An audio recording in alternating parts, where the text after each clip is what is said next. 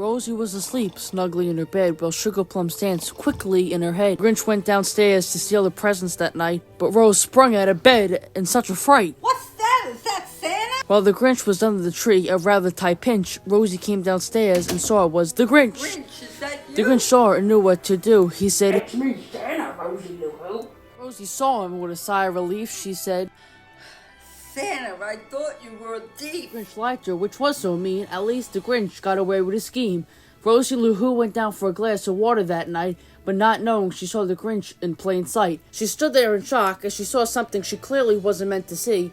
To her surprise, she saw the Grinch come out from behind the tree. She ran downstairs in such a dash, but before the Grinch could get caught, he took the last can of Who Hash. He thought he got away and was eagerly ready to brag, but the one thing that was most important, he forgot his bag. As she went to investigate, she left within a pinch. She saw the bag and went to find the Grinch. As he was thinking about the presents mocking the Who's, the one thing that made him feel regret was Rosie Lou Who's. Even though his heart was 2 sizes too small, for the first time in 53 years, she made him rethink it all. He slowly tipped through the house, and when he came back, Rosie Lou left his bag by a mouse. He taught the lesson of giving to the Grinch, and now he would no longer try and flinch. When learning about Christmas, he now gives back to all. From that day forward, his heart grew 3 sizes less small. Despite the stories that his shoes were too tight, and the rest of the stories that his head wasn't screwed on just right, the one thing they all knew for sure is in the end how much he cared is now the Who's friend.